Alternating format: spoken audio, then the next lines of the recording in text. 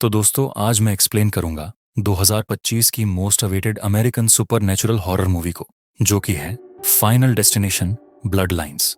ये मूवी बहुत ही ज्यादा बेहतरीन है और पहली मूवी है जिसकी रेटिंग स्टार्टिंग में 6 समथिंग थी, लेकिन अभी वह 7.2 आउट ऑफ 10 हो चुकी है। और ये छठी इंस्टॉलमेंट है फाइनल डेस्टिनेशन सीरीज में, जहां पर पिछली सारी मूवीज आकर जुड़ जाती हैं कि आखिर जो पहली 5 फिल्मों के अंदर हो रहा था वो क्यों हो रहा था, यानी कि यहाँ पर जो प्रीमोनिशन होते हैं वो कैसे होते हैं, और आखिर ये सब हो क्या रहा था। क्या ये कोई कर्स है या फिर कुछ और है, तो इसके बारे में तो आपको आगे ही जानने के लिए मिलेगा। लेकिन आपको यहाँ पर सब कुछ समझ में आ जाएगा और आपको पिछली मूवी देखने की भी जरूरत नहीं है।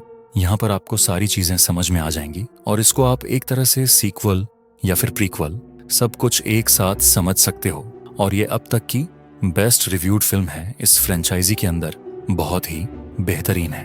तो चलिए अब बिना किसी देरी के चलते हैं सीधा final destination blood lines movie की तरफ। तो मूवी की शुरुआत होती है 1969 में और हम आरिस और उसके बॉयफ्रेंड पॉल को देखते हैं, जहां पर पॉल आज आरिस को किसी सरप्राइज विजिट के लिए ले जा रहा था। वह उसे लाकर एक जगह खड़ा करता है और उसके ब्लाइंड फोल्ड्स को हटाता है, जिसके बाद अपने सामने वाले नजारे को देखकर आयरस टर्न रह जाती है, क्योंकि आज पॉल उसे लेकर आया है स्काई व्यू रेस्टोरेंट में, जो कि अभी तक का सबसे लंबा 494 फीट यानी कि 494 फीट टॉल रेस्टोरेंट है, जिसकी आज ही ओपनिंग होने वाली है। अब यहाँ पर पॉल बहुत ही ज्यादा एक्साइटेड है और आयरिस इससे काफी ज्यादा खुश होती है। बस वह थोड़ी सी नर्वस थी, यानी कि इतनी ऊंचाई पर जाना उसे काफी ज्यादा खतरनाक लग रहा था। खैर, अब यह लोग अंदर जाते हैं और हम बाहर एक बच्चे को फव्वारे यानी कि फाउंटेन के अंदर कॉइन्स डालते हुए देखते हैं, जो कि बहुत ही वियर्ड सी बात थी, जिसको एक गार्ड रोकने लगता है कि वह ऐसा ना करें क्योंकि यह बैड लक लाता है। तो बच्चा इस बात को सुनकर वहां से चला गया था। मीनवाइल आयरस, कैम्बेल और पॉल लिफ्ट में जाते हैं, जो कि अभी तक की सबसे लंबी लिफ्ट है, जो कि 9000 टन का वजन सह सकती है। अब यहाँ होटल का स्टाफ काफी ज्यादा खुश और एक्साइटेड हो जाता है और लिफ्टमैन को देखकर ही हम समझ पाते हैं कि उसकी खुशी का कोई भी ठिकाना नहीं था, जो कि सबको बहुत ही ज्यादा खुशी से ग्रीट करते हुए यहाँ की खूबियां बता रहा था। वह आगे ये भी कहता है कि यह जो रेस्टोरेंट है वह अपने निर्धारित समय से 5 महीने पहले ही बनकर तैयार हो गया था, विच एक्सप्लेन्स कि मुझे लगता है कि यहाँ पर यह बहुत ही गड़बड़ वाली बात है। सभी काफी एक्साइटेड होते हैं, खुश होते हैं, एंजॉय कर रहे होते हैं, और वह बच्चा भी यहाँ आकर ऊपर स्काई व्यू में जाता है। जाते जाते अब आयरिस को थोड़ा डर लगने लगा था। वह थोड़ी सी घबराने लगती है, मतलब कि उसे अपनी मौत का पुनर्भास होने लगता है, जो कि डायरेक्ट तो होगा नहीं, लेकिन यहाँ पर उसे कुछ फील हो रहा था काफी अलग सा, जैसे कि उसका मन कह रहा था कि वह यहीं पर रुक जाए, वापस चली जाए। उसके आसपास की चीजें काफी अजीब उसे लग रही थी। एनीवेज, अब लिफ्ट से सभी लोग ऊपर जाते हैं और टॉप वाले सेक्शन में पहुंचकर पॉल रिसेप्शन से उनकी रिजर्वेशन टेबल के लिए बोलता है, लेकिन रिसेप्शनिस्ट उसको मना कर देती है, एस पॉल की टेबल रिजर्व हो ही नहीं पाई थी, जिससे कि वह काफी अपसेट हो जाता है। वो आयरिस के पास जाता है और दोनों बात करते हैं, और अब उसे थोड़ा अजीब सा फील हो रहा था, वोमिट जैसा लग रहा था, तो वह वॉशरूम चली जाती है। अब यहाँ पर नाच गाना चालू था, ड्रिंक हो रही थी, म्यूजिक चल रहा था, लेकिन इसी बीच एक बार टेंडर शैंपेन ओपन करता है, जिसका कैप प्रेशर से ऊपर लगे हुए झूमर पर टकरा जाता है और उससे एक पॉइंटेड पीस टूटकर नीचे गिर पड़ता है। अब यहाँ सभी लोग नाच रहे थे और स्काई व्यू रेस्टोरेंट का जो फ्लोर होता है ना, वह आधा बीच में ग्लास का बना हुआ था, और अभी इससे पहले हमने जिस हिस्से को यानी कि झूमर से वह ग्लास पीस टूटते हुए देखा था, वो सीधा इसी फ्लोर के ग्लास पर लगता है, जिससे कि वहां पर एक क्रैक आ गया था। अब हम नीचे लगे हुए बिल्डिंग जॉइंट्स को देख पाते हैं, जो कि हिल रहे थे क्योंकि वजन काफी ज्यादा था। फिच एक्सप्लेन्स कि यहाँ 5 महीने पहले बनाने का कोई फायदा नहीं था। अगर वह थोड़ा सा और टाइम लेते तो यहाँ पर यह अच्छे से ताकतवर बन सकता था, एंड आई बिलीव कि यहीं पर इसका एक वीक पॉइंट था। अब आयरिस को इस रेस्टोरेंट के अंदर परफॉर्मेंस दे रही सिंगर उसके बेटे के साथ मिलती है, जो कि आयरिस से बात करते हुए पूछती है कि वह प्रेग्नेंट लग रही है, तो कितना समय हुआ है, जिस पर वह बताती है कि 2 महीने। लेकिन ये बात उसने अभी तक पॉल को नहीं बताई थी और वह डर रही थी। फिच एक्सप्लेन्स कि उसको वोमिट क्यों आई और उसको अजीब भी फील क्यों हो रहा था। खैर, वो लेडी उसे ब्लेसिंग देती है और अपने बेटे के साथ वक्त बिताने लगती है। अब आरस वापस पॉल के पास आती है, जो कि उसे ओपन स्पेस में लेकर जाता है, और अब वह बातों ही बातों में उसे शादी के लिए प्रपोज कर देता है, जिससे कि वह काफी खुश थी। अब आरस फाइनली पॉल को अपनी प्रेगनेंसी के बारे में बताती है, लेकिन जैसा वह एक्सपेक्ट कर रही थी कि वह सुनकर गुस्सा करेगा, ऐसा बिल्कुल नहीं होता। उल्टा वह बहुत ही ज्यादा खुश हो जाता है और वह उसे रिंग पहनाता है, जो कि थोड़ी सी टाइट होती है, लेकिन वह कहती है कि यह सही है। अब यहाँ हम उसी बच्चे को देख पाते हैं जो कि नीचे कॉइन्स फेंक रहा था, जिसे एक गार्ड रोकता है कि ऐसा बिल्कुल मत करो, इससे कोई खत्म हो सकता है। ऊपर से सिक्का किसी पर गिरेगा तो बिल्कुल बुलेट जैसा इम्पैक्ट आएगा। और बात है, इतनी ऊंची फ्लोर से छोटी चीज भी ग्रेविटेशनल फोर्स की वजह से काफी ज्यादा खतरनाक हो सकती है। खैर, वह बच्चा उसकी बात नहीं मानता और सिक्का फेंकता ही रहता है, जो कि हवा के प्रेशर से वेंट्स में घुस जाता है और एक फैन में अटक जाता है। और आप यहाँ पर ध्यान रखिएगा कि यह जो सिक्के हैं ना, ये बहुत ही ज्यादा इंपॉर्टेंट है यहाँ पर। खैर, यहाँ आरस, कैंपवेल और पॉल बाकी लोगों के साथ नाच रहे थे, जिससे धीरे धीरे वो क्रैक बढ़ता जाता है और वह काफी ज्यादा बड़ा हो चुका था। वहीं दूसरी ओर वह सिक्का फैन से निकलकर एक पाइप में लगकर दूर उछल जाता है और अब यहाँ पर फ्लेमेबल गैस भी लीक हो रही थी। आरिस और पॉल काफी खुश थे, नाच रहे थे, लेकिन इनके बारे में उसे कोई अंदाजा ही नहीं था। खैर, तभी आरिस को वहां पर आभास होता है तो वह खुद ही पीछे हटने लगती है और उस ग्लास सेक्शन से दूर हो जाती है, जिसके हटते ही ग्लास सीलिंग टूट गई थी और अब एक साथ कई सारे लोग 494 फीट की ऊंचाई से नीचे गिरने लगते हैं। अब आरिस बॉल को बचाने की कोशिश करती है, लेकिन वह भी नीचे गिर जाता है और खत्म हो जाता है। यानी कि यहाँ पर कांच टूटने के साथ साथ आइरिस के सपने भी टूट गए थे, चकनाचूर हो गए थे। अब यहाँ वो बिल्डिंग जॉइंट्स भी टूट जाते हैं और दूसरी ओर कियोस क्रिएट होने लगता है और वहां पर एक लेडी जो होती है उस पर आग लग जाती है, जो कि भाग रही थी। लेकिन एक वेंट के पास वह आती है जहां पर वह गैस भी लीक हो रही होती है और अब वहां पर भयानक आग फैल गई थी। आरिस समहू खुद को बचाती है और वह सिंगर को अपनी आंखों के सामने जलता देखती है, जो कि खत्म होने से पहले अपने बेटे को एक बॉक्स में रखकर सेव कर देती है। और यही तो माँ बाप करते हैं, अपने बच्चे को बचाना। अब सब जगह आग फैल चुकी थी, एक ग्लास सेक्शन भी टूट चुका था और बिल्डिंग जहां से यानी कि जॉइंट से टूटी हुई थी वहां से बेंड होकर वह गिर जाती है और बहुत सारे लोग नीचे गिरते हैं, लेकिन वो विंडो ग्लास से बच जाते हैं। अब इतने में ही वो सिक्का जो कि झूमर पे आ गया था वो वहां से नीचे गिरता है और नीचे पियानो जो कि बिल्कुल बीच में था वो एक साइड आ जाता है और अब वो ग्लास विंडो से जा टकराता है, जो कि कई सारे लोगों की जान ले लेता है। कुछ लोगों ने लिफ्ट से भागने की कोशिश करी थी, लेकिन वह लिफ्ट वजन झेल ही नहीं पाई। तो इसी के चलते होता यह है कि लिफ्ट टूट जाती है, जिसके चलते बहुत सारे लोग पिसकर खत्म हो जाते हैं और वह रिसेप्शनिस्ट जो कि उसके अंदर जाने की कोशिश कर रहा था वह 2 हिस्सों में बंटकर खत्म हो जाता है। कुछ लोग सीढ़ियां लेते हैं तो वह भी आधी टूट जाती है, जिसके अंदर सभी खत्म हो गए थे। बस वह कॉइन वाला बच्चा ही बचा हुआ था, जो कि नीचे आ जाता है और खुश होता है कि वह बच गया। लेकिन अब तक वह पियानो उसके ऊपर गिरकर उसे हमेशा के लिए शांत कर देता है और अब फाइनली वह सिक्का जो कि वह स्टार्टिंग से उसके अंदर डाल रहा था वेवर वापस से फाउंटेन में चला गया था, विच रियली इंडिकेट्स कि आखिर बैड लक होता क्या है। अब यहाँ पर हम शॉकिंगली देख पाते हैं कि खाली आरिस अकेली बची हुई थी, जिसे वह सिंगर का बेटा मिलता है, जिसे वह बचाने की बहुत कोशिश करती है, लेकर जीने लगती है। लेकिन अब वह दोनों भी फिसल कर लटक जाते हैं, जिसमें होता यह है कि आरिस की फिंगर के अंदर जो पॉल की पहनाई हुई रिंग थी वो एक जगह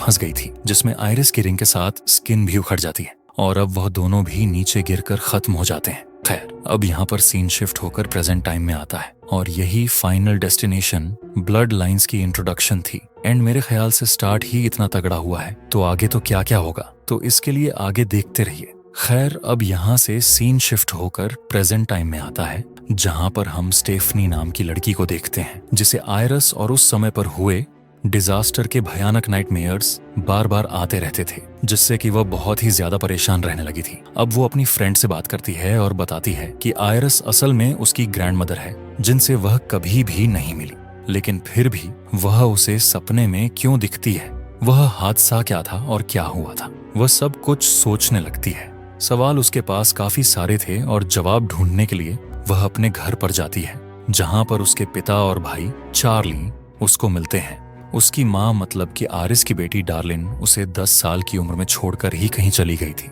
अब स्टेफनी अपने पिता से आरस के बारे में बात करती है, लेकिन वह ज्यादा कुछ नहीं बताते। तो वह अपने भाई चार्ली के साथ अपने मामा हावर्ड के यहाँ पर जाती है और अपने बाकी कजिन से भी मिलती है। अब वह अपने मामा जी से बात करती है, उनसे आरस के बारे में, इस डिजास्टर के बारे में पूछती है। तो वह बताते हैं कि ऐसा कुछ हुआ ही नहीं था, यानी कि जो हमने स्टार्टिंग में देखा वो क्या था फिर। यानी कि वह बताते हैं बस आरस पागल हो गई थी, जिसने खुद को बाकी लोगों को कैद करके रखना शुरू कर दिया था, जिस वजह से उसके बच्चों को उससे अलग कर दिया गया। और फिर भी वह नहीं रुकी, अजीब से लेटर्स, डिस्टर्बिंग पिक्चर्स भेजती रही, जिससे बाद में सबने उससे कनेक्शन ही KHH कर लिया। एंड आई बिलीव कि शायद से वह अभी भी जिंदा है। खैर, अब स्टेफनी के मामा जी कहते हैं कि वह आइरिस के बारे में बात ना करे, उससे दूर रहे।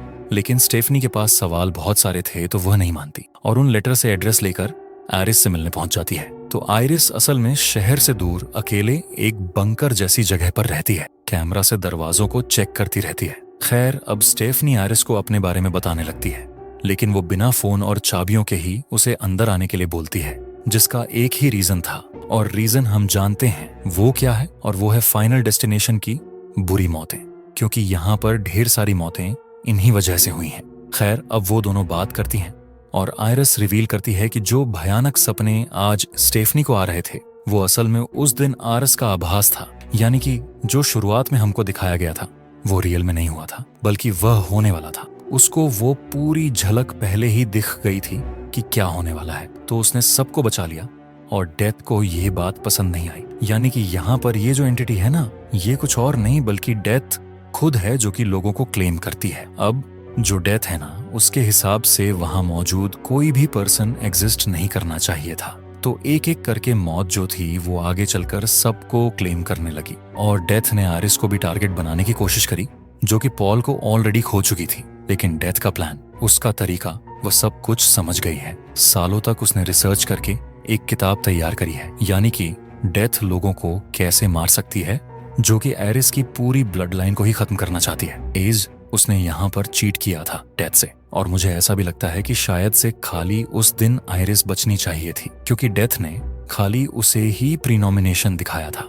लेकिन हम इंसानों की आदत होती है कि अगर हमको ऐसा कुछ आभास होता है तो हम सबको बचाने की कोशिश करते हैं। लेकिन आइरिस अकेली बचनी चाहिए थी, लेकिन उसने सबको बचाया, जिसके चलते ही यहाँ पर उसकी ब्लड लाइन के पीछे अब डेथ पड़ी हुई थी। अब स्टेफनी काफी परेशान होकर यहाँ से जाने लगती है, जिसे वह किताब भी देना चाहती थी, जिससे कि वह उसकी ब्लड लाइन के लोगों को बचा ले। लेकिन स्टेफनी घर से बाहर निकल जाती है।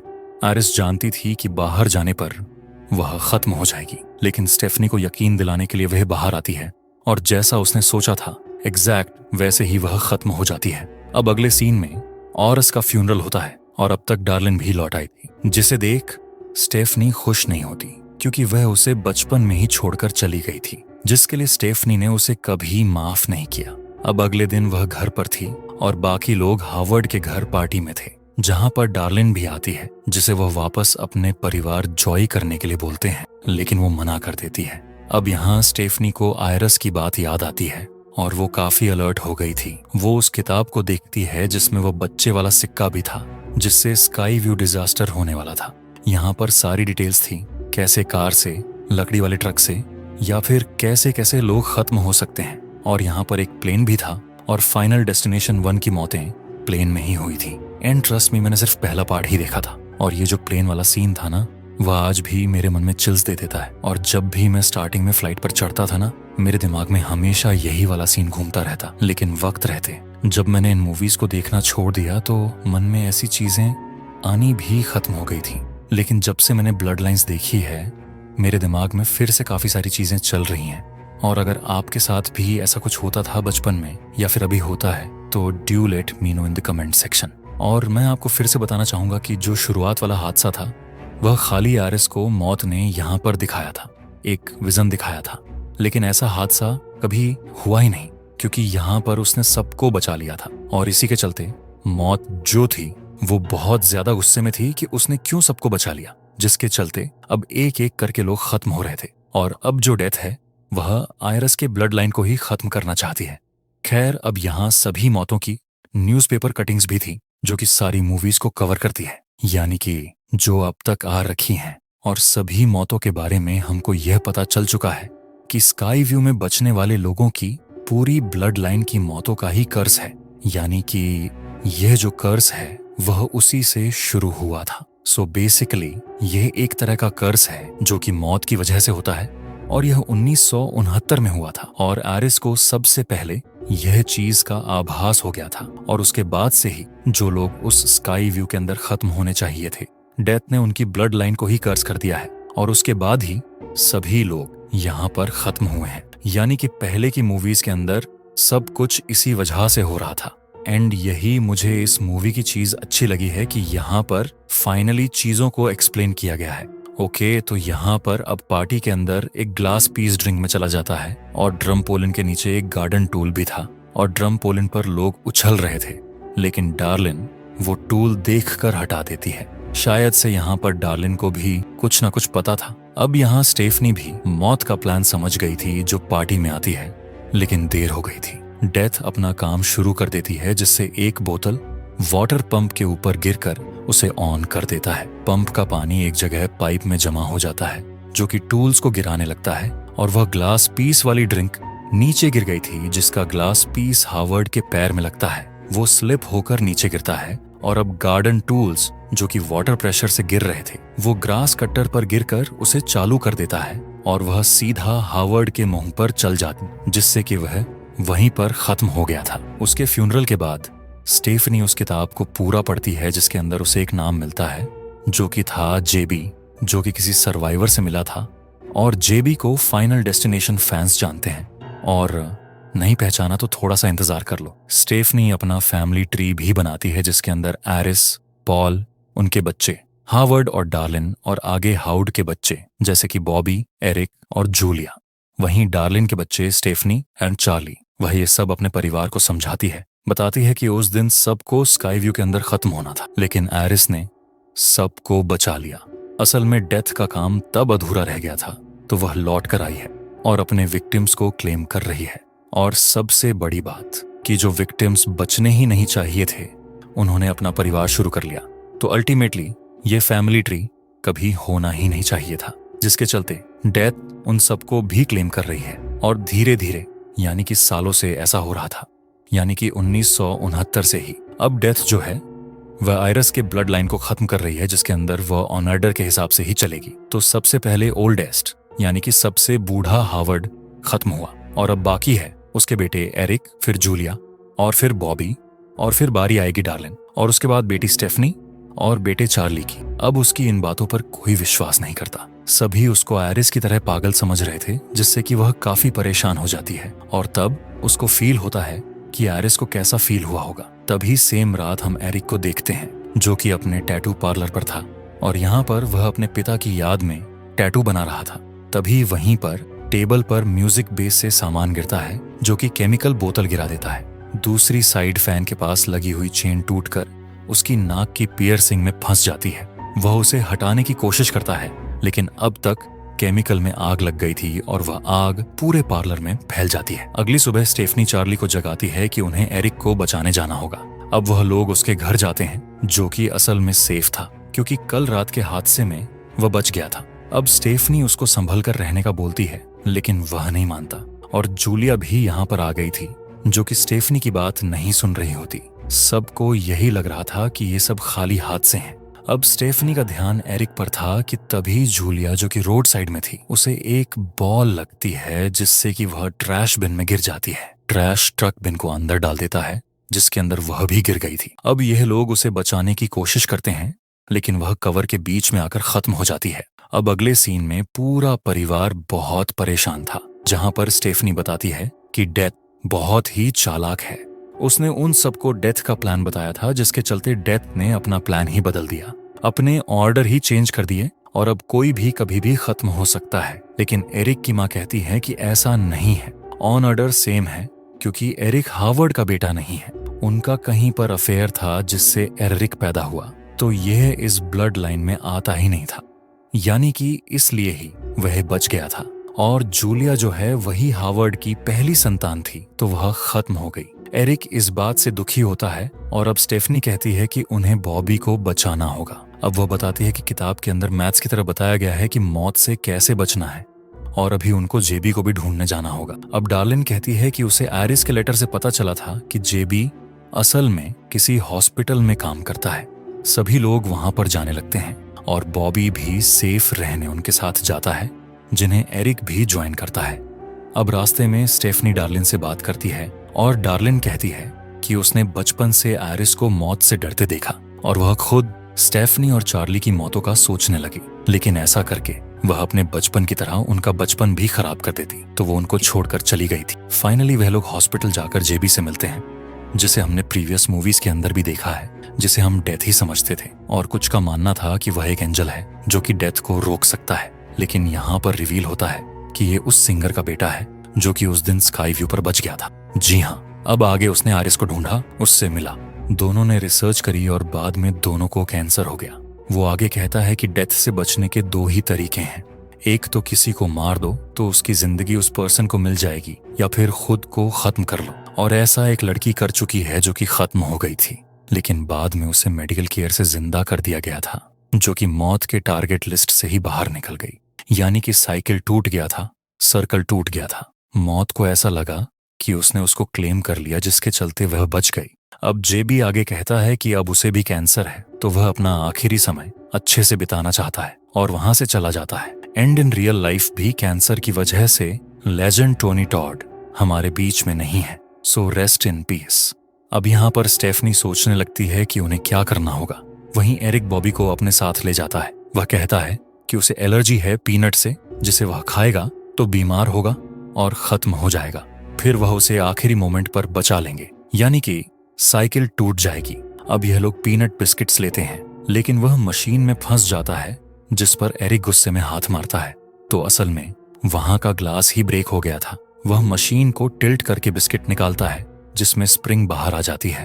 अब यह दोनों सामने ही मौजूद MRI रूम में जाते हैं, जहां पर मशीन ऑन होने से मैग्नेटिक फील्ड तेज होने लगती है, जो कि एरिक की बॉडी की पियर्सिंग को खींचने लगी थी और उसके पीछे चेयर भी थी और वह भी मशीन में आती है। तो अब वो क्रश होकर खत्म हो जाता है। और यहाँ पर आप ज्यादा दिमाग मत लगाना कि ऐसा कैसे हो गया, ये मूवीज है, यहाँ पर कुछ भी हो सकता है। और सबसे बड़ी बात कि यहाँ पर डेथ जो है वह हर चीज को ताकतवर बना रही थी।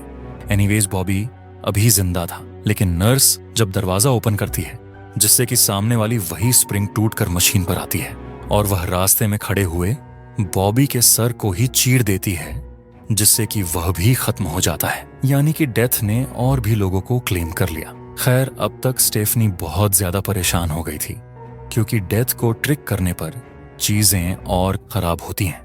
और डार्लिन और चार्ली से बात करती है, जहां पर डार्लिन कहती है कि वह आरिस वाले कैबिन में रहेगी, जहां पर आरिस डेकेड्स तक सेफ थी, तो वह भी वहीं पर रह सकती है।